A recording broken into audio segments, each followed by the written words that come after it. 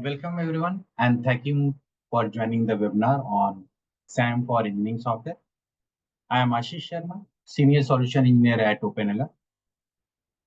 Today, organizations rely heavily on complex and costly software license, making software license management a critical factor for operational success. Let's explore how software license management play a key role in driving organizational efficiency and cost effectiveness.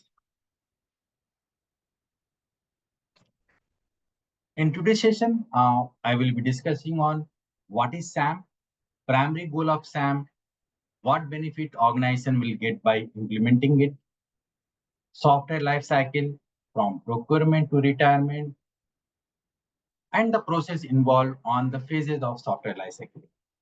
We will also touch on technical aspect of managing engineering software license. Please feel free to ask questions or drop them in the chat. Me or my team will address them during the Q&A session. So, what is software asset?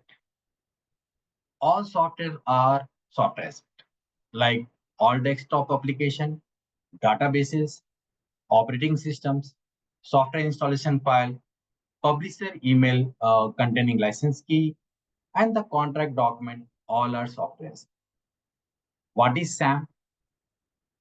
SAM is a practice of managing and optimizing the purchase, deployment, maintenance, usage, and disposal of these software assets within the organization.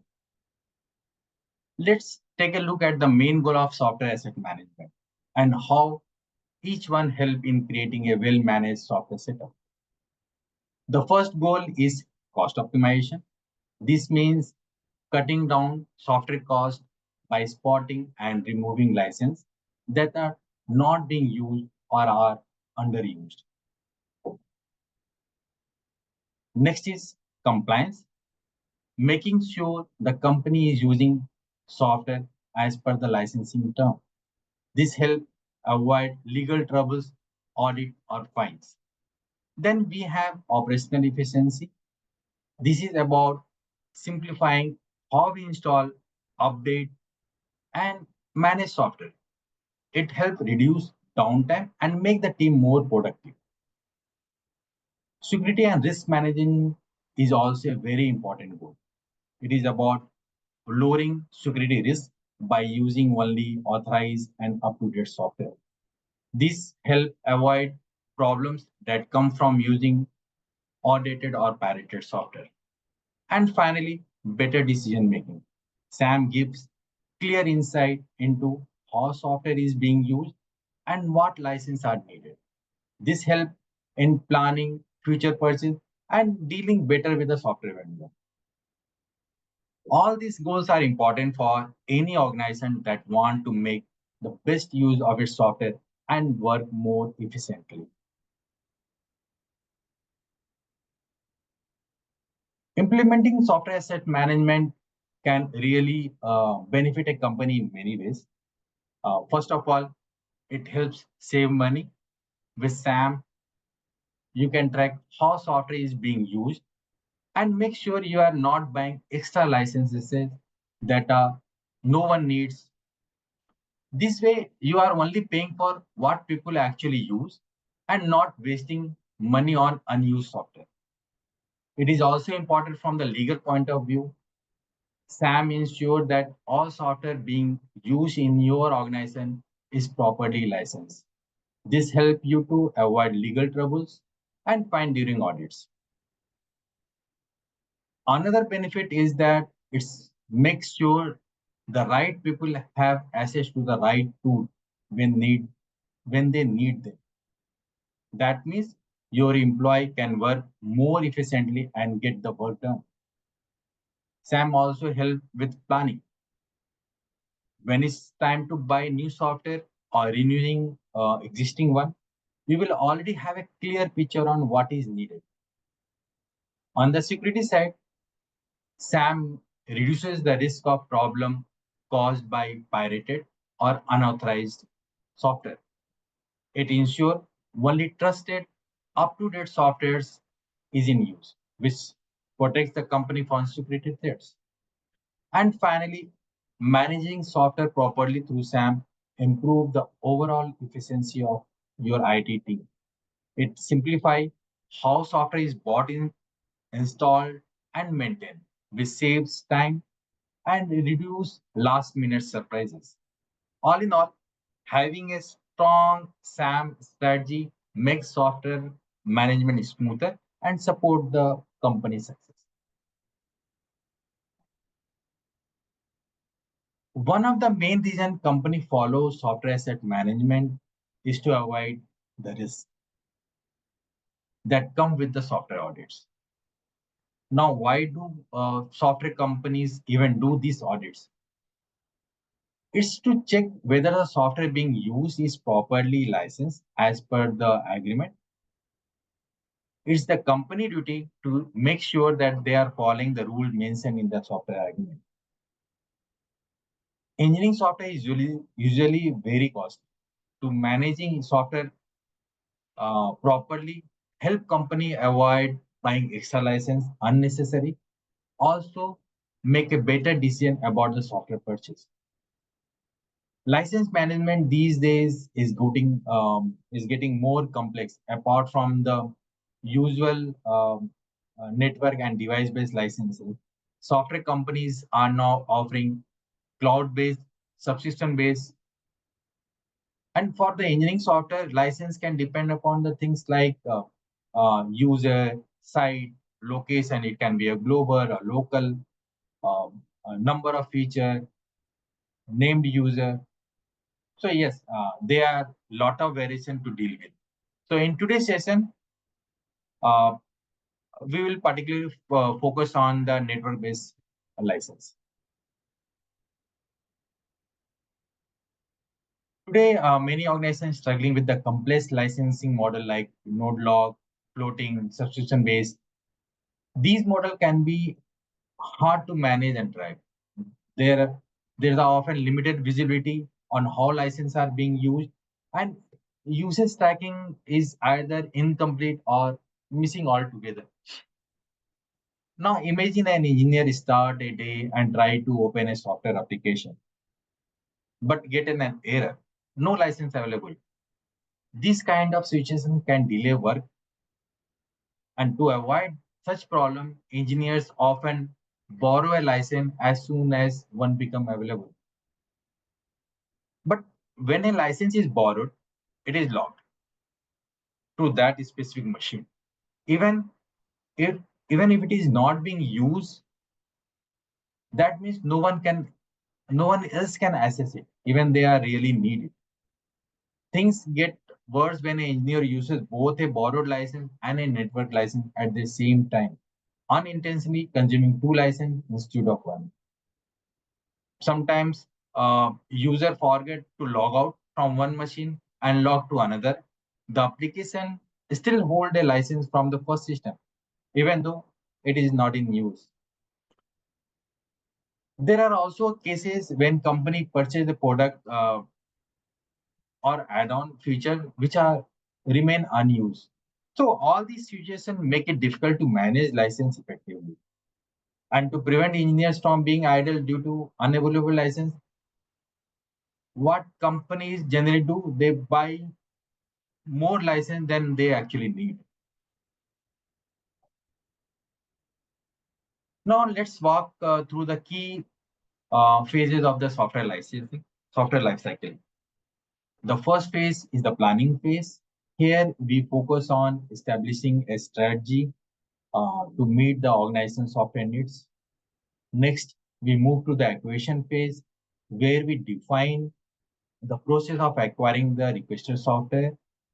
In the operational and maintenance phase, we define how the software will be deployed, used, and maintained across the organization. The optimization phase is where we track software usage and ensure it is being utilized effectively. Finally, in the retirement phase, we plan and manage the process of decommissioning software that is no longer needed or has reached the end of the life cycle. Now let's look into the key action taken in each phases.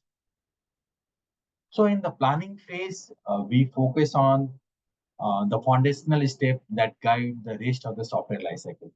It's about understanding what we need, assessing availability, and taking action to acquire the right software.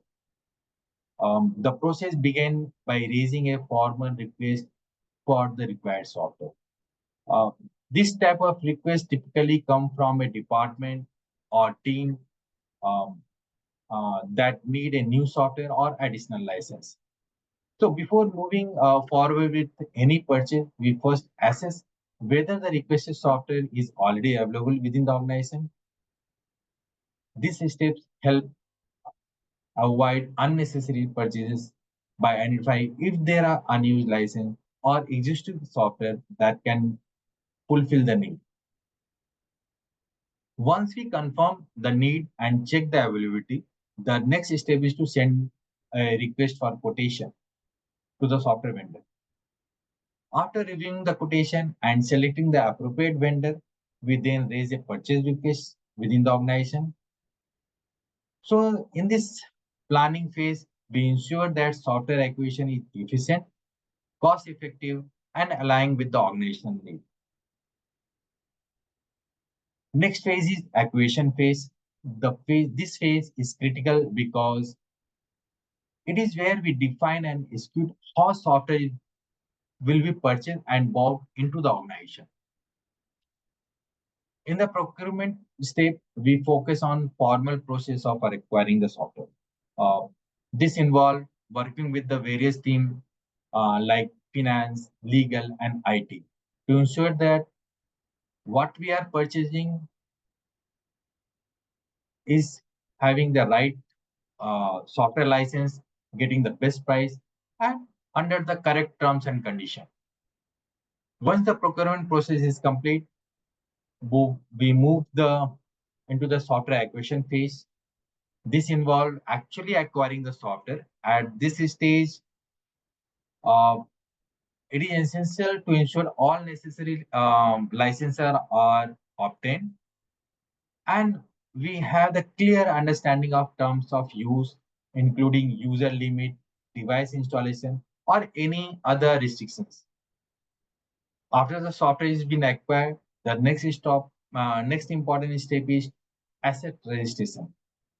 We registered the software in an asset management tool, which help us in monitoring its usage, track license expiration dates, and compliance with the vendor agreement.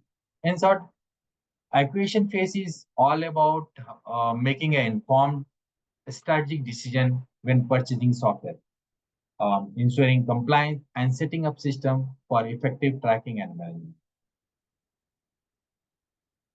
In the operational and maintenance phase, we focus on how software is being deployed, supported, and maintained after it has been acquired. The first key action in the phase is deployment. This is where the software is installed, configured, and integrated into the organization IT infrastructures. Once deployed, we establish a software standard operating procedure. This SOP provide a clear guidance on how the software should be used, ensure that users follow the best practice, and avoid misuse. Next, we make sure that a strong software system is established. This includes providing helpdesk system or a technical support for the user who may encounter issue while using the software. Ongoing maintenance upgrades are essential to keep the software running smoothly. Maintenance include regular updates, patches, fixes, uh, or installing the latest and improved version of existing software. By focusing on proper deployment, clear operating procedure, effective support, and ongoing maintenance and upgrade, we ensure in this phase that the software continue to meet the need of organization center. Now let's dive into the optimization phase. This is a critical part of the software lifecycle, where we focus on maximizing the value of the software asset. A key activity in the optimization phase is monitoring.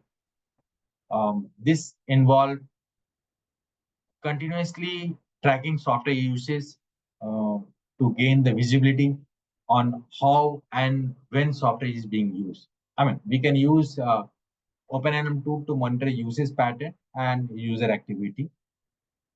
Next, we focus on harvesting, which is the process of reclaiming unused or underutilized software license.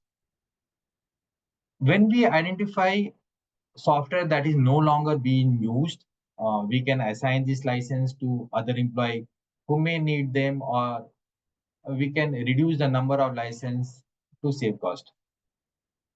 In short, the optimization phase, though effective monitoring and harvesting, is all about improving software efficiency, reducing waste, and ensuring that the organization make the best use of the software asset. The final phase of software lifecycle is the retirement phase. In this discontinuation process, we focus on the safely removal of the software from our system. This includes uninstalling the software, their software license manager, any software installation file, which and ensure that no critical data is lost. Also, all dependencies are checked before decommissioning to prevent any disruption. Uh, Once we have completed the discontinuation internally, the next step is to inform the seller or the vendor. This is essential as it helps ensure that licenses are properly terminated, preventing unnecessary renewal or payments. In short, retirement phase is about the proper decommission of the software and the communication with the vendor to have a smooth and cost-effective end of the software lifecycle. So, how engineering licensing work? I'll give a brief idea on how this engineering licenses work, mostly floating license. So, when a user attempt to open an engineering software application, a request is sent to the license server. The license server check if there are available license in the pool. If the license is available, the license server grant a request and allocate the license to the user. If no license are available, the request is denied and the user may receive a message indicating that no license are available and wait for the license available. So there are three common models for setting up a engineering license server. And mostly it is for the network, or you can say floating license. And you have to choose one when buying the license. So first one is single license server. Um, One server handle all the license, easy to manage but risky. If it goes down, no one can use the software.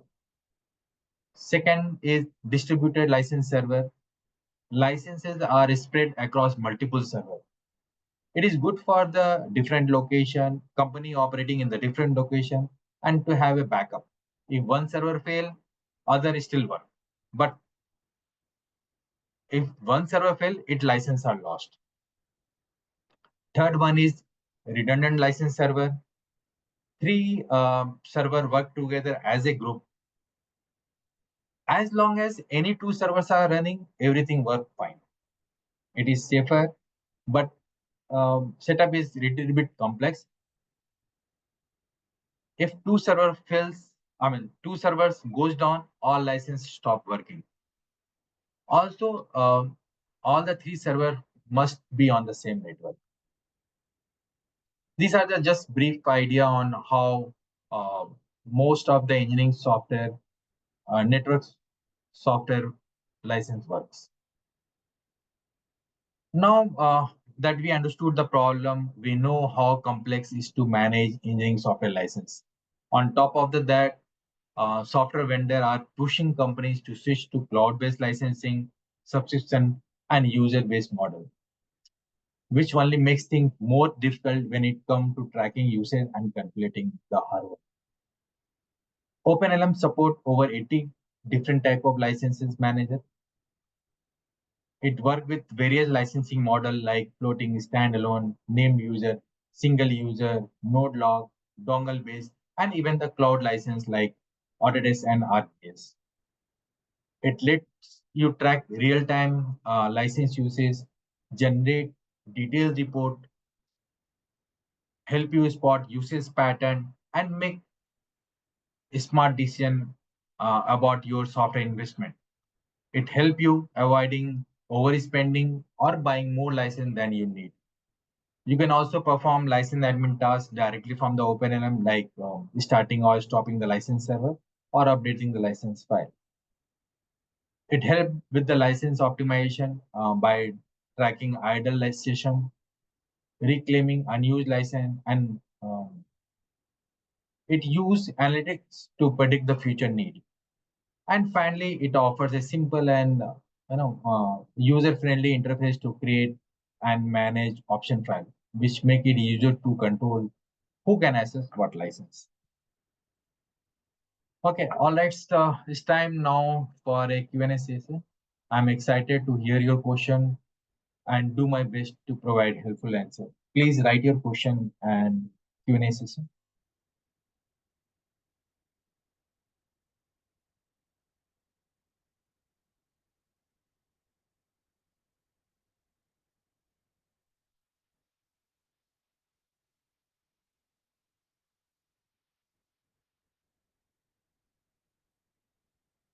Okay,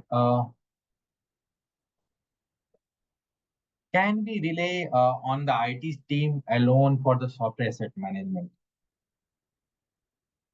Not entirely. When the IT team, generally, IT team is essential for implementing and maintaining the technical infrastructure, which primarily handle the technical side, like installation, maintenance, update, and troubleshooting the software. SAM is is more comprehensive approach. Okay, and have a collaborative effort between IT, finance, legal, and security. Okay, generally, company used to have a separate separate SAM team to handle both software and.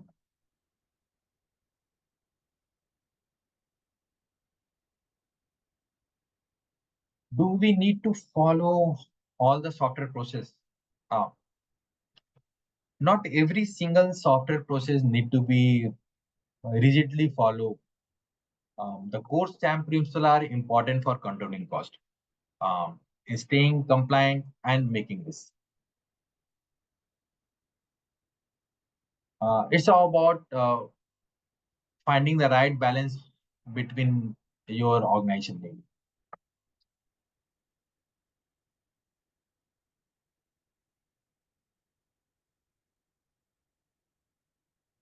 Okay, so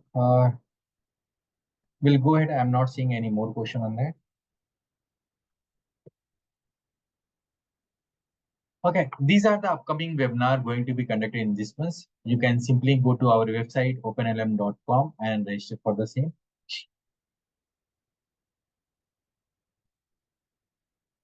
We have started our newsletter. We are sending our newsletter every month. Hopefully, you have registered for it. And if you have not, then you can scan this QR code and subscribe to the newsletter. Or you can also provide us with your email address by sending it to info@openlm.com. After the webinar, please fill out the survey form, which will not take more than 2 minutes. And in case if you have any question or suggestion, please feel free to fill out there. Thank you all for joining the today's session. If you like to learn more on or try OpenMM yourself, visit our website or reach out to via email. We'll be happy to help you optimize your dongle management or all the licenses and make software license track. Have a great day. Thank you very much.